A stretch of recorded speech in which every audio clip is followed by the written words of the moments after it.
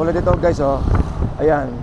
Nasa ano tayo? Nasa 79, 80. Ito, ayan, oh. So dito guys is talagang ano, mabilis to, kaya lang ngayon medyo magaang talaga siya, no? Number 1 lang yan guys, no? Number 1 lang tayo, ha? Na-test na kita nyo yun. Yun yung ratsyada niya, no? So yung sa mga nagtatanong kung bakit naiwanan ng may mga nagsasabi sa atin, no, nakaraan na yun, na sabi nila is kaya daw iwan yung ibang motor nito. Opo, kaya talaga, lalo pag sa mga ganitong ito. Nakita niyo to, ha. Ito, nakita niyo to, ha. Tingnan niyo to. Kasi sa arangkada kasi nito is ano eh. Alam mo ba yun? Is pipindutin na lang siya. Hindi katulad sa ibang motor na ano, na kailangan pang i-velo. Ito hindi, isang pitik na talaga. Kumbaga kaya niyang mapatakbo ng 100 agad. Iiwan natin itong mga to, ha. Ay, sayang. Ay, sayang.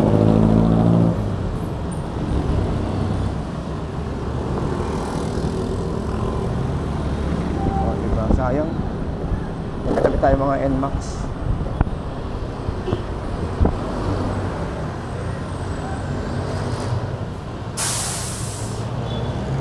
Mabilis, no? Konting ingat lang talaga dahil magaang po itong gamit natin. Sa totoo lang, sa starting point, kaya niyang iwan yung mga ibang motor. Pero pag nakabelo naman po yung mga motor na yan, is walang panama sa tingin ko, walang panama itong e-bike. Kasi motor po yan, eh. Sa starting lang talaga medyo mabigat, no? Dahil isang arangkada agad to, eh. Kumbaga, ika nga nila, isang pitik, Bulacan agad. Totoo po yun, kasi nga nakabelo agad, eh. Isang pitik agad to, eh. Pero pag yan naman nakabelo, yung mga motor na yan, walang panama itong e-bike natin. Sa tingin ko, ha. Sa tingin ko lang, ha. Pero kung ano, ha, ewan na natin, hindi ko matry, ha. Pero number 1, number 2, number 3, tatlo yung pagpipilian niya. So, sa una pa lang tayo, wala pa yung number 2.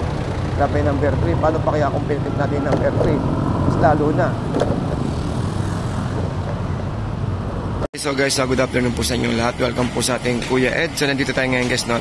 I-update ito pong si Prism C1. So, yan po. So, yun, no? Lalo siyang pumogi dahil pinunasan po natin siya. Ayan, no? Poging-pogi lalo ngayon. Diba, ayan, no? Actually, punas lang po. Pinunas lang ginawa ko ngayon kasi mabilisan lang, eh. Dahil mamaya po isa, babiyahe po tayo. Papunta po ng dito po sa may Paranaque. So, ayan, no? So, meron na rin siyang plate number. Ayan po, si Kuya Ed. So, baka hindi pa po nakasubscribe dyan. Maraming salamat po sa pagbisita sa ating channel. Pasensya na po kayo, medyo malat po tayo, no? Yan. So, lalo siyang pumogi ngayon dahil pinunasan po natin siya. So, actually guys, madali po siya, no? Dahil nagtanong naman po ako doon kung pwede po siyang ugasan. Pwede po. Yan. Wag lang po sa may compartment. Kasi nandun po yung kanyang battery. So, grabe, no? Tignan niyo pa lang, oh. Diba? Pogi. Sabi nila alloy daw, eh. Yung mga nakakita. Okay, so maya no, baka makaikot po tayo bandang tatry po natin ito pong sa may bandang Baseco. Plano kong pumunta ng Baseco ngayon. So mag-update po tayo doon. So then no, i-update lang po natin si Prism ngayon sa mga nagtatanong, no.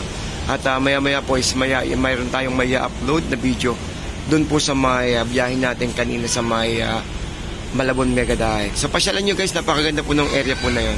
At napakaganda po ng pagpasyalan, lalo po yung kasama yung pamilya natin, lalo pag araw po ng Sabado at Linggo. Anyways, good afternoon sa mga kababayan po natin dyan. Shoutout po sa inyo lahat, sa mga kababayan po natin na OFW at napatuloy po na po sa ating video. Maraming salamat po. Sa mga di pa po nakapag-subscribe dyan, baka naman. Thank you and good afternoon po sa inyo lahat.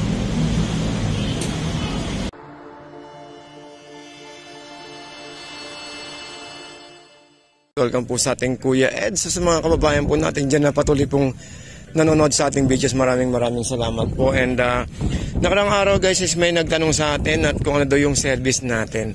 So ito po yung service natin na si Prism C1 at ito po siya sa mga may nag-sponsor po sa atin ito, no? So maraming salamat po sa nagbigay sa atin itong ating service. So ito is location po ng outlet nila is dun po sa may Bagumbong. Bagumbong, Caloocan. So today isa nandito tayo ngayon sa Maya Dampalit, no. At kinuha na din natin siya nito ng shot na sa ganun isa maganda yung liwanag. At saka syempre, namili na rin tayo ng ng alimango natin. So kasi nakaraan guys, is may nagtanong sa atin kung ano daw ba ang speed nitong si Prism at saka po yung battery niya. So yun sa mugs. Sa mugs muna tayo, no. Ito po yung mugs natin, no. Yung mugs natin, pasensya na medyo madumi, no. Yung sukat nito is sabi nila is 12. Kaya lang hindi ko lang alam kung talagang 12 siya kasi ang hindi ko kabisado yung mga motovlog na ganito, no. Pinakita ko lang kung ano yung natin, yung gamit natin. Then dito sa likod is ano nga pala, may nakita ko rito na na 72 volts. Saan ba yun? Sa likod yata. Ayun guys, oh. So dito siya is mapapansin nyo, may nakalagay siyang tubeless na siya, tubeless na. Ayun, tubeless. Then ito yung sa likod niya. Then dito guys is sa kabila pala, may napansin ako na. Pakita ko sa inyo, no. Saan ba yun? Ayun yung tubeless nakalagay. Pakita ko sa inyo, ha. May nakita ko rin. Ito yung sa niya sa makina. Yung sa makina niya is ayun, 72 volts siya. Pero ano to alam ko wala pa siya sa 70, 60 lang siya. Pero nakalagay dito is 72. Then yung power niya is 3,000. 3,000 yung power niya. Ito, talagang arangkada talaga, no. So dito is may nagtanong sa atin kung ano daw ba yung speed niya. So susubukan natin yung speed, no. Yan, so titignan natin, kaya lang hindi ko lang alam kung anina kasi kung baka nagre-reflect sa sa titignan natin sa ito yung meron ditong tatlong kategorya ng niya, ng speed 1, 2, 3. Subukan natin sa number 1 kung ilan yung kalalabasan niya. Kaya lang hindi nyo maninag, ako na lang magsasabi pumalo siya ng 78 sa number 1. Number 1, number 2. Itatry natin number 2, ha. Yan, number 2. Sa ang number 2 niya is pumalo siya ng 98, 90. Nakakatakot naman to. Yun. So, sa number 3, subukan natin sa number 3, ha. Ayun. So, lagpas na siya sa number, 104 mahigit na. Kaya walang hindi natin tinuloy. Kaya ng medyo kasi may mga dumadaan baka mamaya siyempre hindi naman ako sanay sa ganitong vlogging, no. So pinakita ko lang sa inyo kasi may nagtanong sa atin nakaraan kung ano daw ba yung speed niya. So pumalo siya ngayon ng 104. So guys, masabi ko lang, no, dito sa sa e-bike na to ay saglit, ha. Teka lang, shoutout kay Spider-Man, dito po sa mga okay ka na, Lods? Ayun, siya nagkasakit siya nakaraan, Okay, so balik tayo dito. Wala tuloy tayo. Anyways, dito balik tayo sa kay Prism. So masabi ko lang dito is konting ingat lang, no. Dahil yung kanyang battery, may nagtanong ng battery natin, ito. Nagdadala ako ng extension kasi in case of emergency. At saka po itong baterya, pinaka-charger. So dinadala ko to in case of emergency, no. Ito yung kanyang ito yung kanyang battery. So naka-lithium tayo kaya medyo magaang siya. Actually nahuhugot lang to kaya lang hindi ko pa na-try, no. Then meron tayong breaker dito in case of emergency. Pwede nyo siyang i-lock. Pwede nyo i-lock sa harapan at pwede nyo ring i-lock sa dito sa sa pinaka-upuan niya. So bago nila mabuksan to, bubuksan mo nila syempre yung upuan. Then ito yung dahil lithium powered tayo. Ito guys, pakita ko, dahil lithium power tayo, medyo magaang siya at saka magaang po yung unit natin at saka mahaba po yung yung Pro Life niya. Kaya lang medyo ingat-ingat lang dito ng konti, no, dahil mabilis po siya, mabilis tong tong e-bike na to. Normal na takbo ko is nasa 70, 80. Kaya lang nakaraan tinry ko number 1 is pumalo siya ng 80. So doon pa lang sa number 1 is sapat na, no, para makarating tayo sa pupuntahan natin. So napansin ko at saka may sa mga nagbablog dito na iba is yun nga, ang sabi po nila is talaga namang mabilis mabilis po siya. Kaya ako hindi ko pa na-try yung number 2 at saka number 3. So sa mga sa mga merong ganito na na klase ng e-bike, so makikita niyo yan sa mga ibang motovlog. Ako lang is may nagtanong sa atin kasi sinagot lang natin yung kanilang katanungan. So number 1 lang ang kaya natin na gamitin. Hindi ko kaya mag number 2 at saka number 3. So pumapalo tayo ng 70 to 75 yung takbo natin. At yung number 2, hanggang ngayon hindi ko pa nasubukan dahil doon pa lang sa number 1 ay okay na, no. Then yun nga, sabi nga doon sa warehouse nung tinry namin to is tama ako sa number 1 dahil pag number 2 na isang pitik is nasa Laguna na. So pag number 3, ito po yung niya, 1, 2, 3. So dito naman may indicator naman dito, no guys. 1, 2, 3. Palitan natin, tingnan nyo. Ayun, no, nagpapalit siya. 2, 3. So hindi pa natin nasubukan number 2 at number 3. So nag number 1 pa lang tayo at ang speed niya ay nasa 70 to 80. So doon pa lang mabilis na, no. Kaya at saka dahil mabilis niya, dahil kasi magaang po yung kanyang baterya. So isa po yun sa mga dahilan natin kung bakit po pinili natin is lithium battery, dahil unang-una is magaang po siya. So malalaman niyo po yan, no, sa Google kung okay na? Ubos na? So malalaman natin kung sino yung mas mabigat sa kanya at saka mas magaang, dahil napakalayo po ng gaang ng lithium battery sa lead acid na ginagamit ng iba, at saka po yung life niya ng pag-charge is lamang din po itong ating lithium. So ngayon, no, so yun lang siguro. At ang masabi ko lang ngayon, naka-tubeless siya.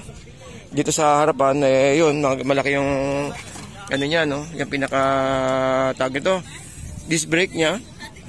Then dito sa ang lang dito, no, ang sinasabi sa akin doon sa bilihan, dahil selyado yung kanyang battery, is wala akong problema, no. Walang problema kung magkakaroon siya ng ng mabasa or hugasan, dahil gawa nga ng mataas po yung pinaka-battery niya, is wala namang problema kung mababasa siya at saka po uulanan. So yun. So nakita niya naman is selyado, no, sa ilalim niya. Ay, ito ipapaano natin to. Papalagyan natin to ng waterproof bag. Ito pong battery. So yun lang siguro, no. So ang huling update natin dito is nasa 3,000 watts siya. 3,000 watts at 60-30 ah. Then yung speed niya is nasa 104 kilometers. Then yung range niya is 100 plus. Nakaraan galing tayo ng Parañaque. So yun yung sa mga pinakamalayo kung napuntahan sa ngayon, sa ngayon. At ang biyahe natin ay Caloocan hanggang Parañaque. So naka 2 volts tayo. So may natira pa siyang 3 volts nakaraan na ginamit natin. So pwede pa siyang bumalik kung kakayanin, no, or kung gusto natin makabalik ng Parañaque. So ganoon kalayo, no. So ang dinig ko na huling nag-test nito is Manila to Angeles, sabi nila. Yun ang sabi nila, pero hindi ko pa na-try. So subukan natin 'tong mga sunod na araw.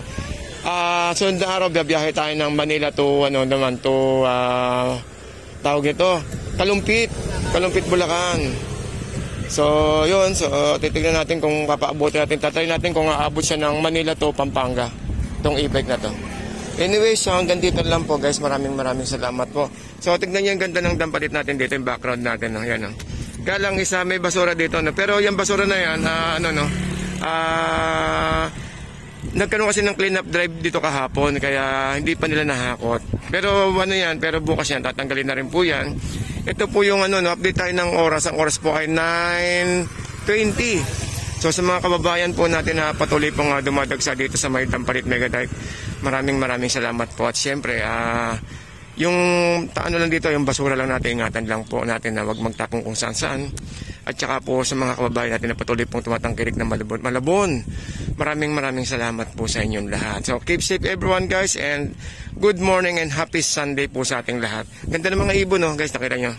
Dami, di ba? So ayun si Kuya nag-ensayo. Okay, so sa mga kababayan po natin dyan, maraming salamat po. Siyempre hindi mawawala dyan yung mga kainan natin, no? Mga tinapay, ito kapihan nila ate. Yan, hindi mawawala. Then siyempre ng mga pakagandang tanawin dyan. Okay, good morning and happy Sunday po sa ating lahat.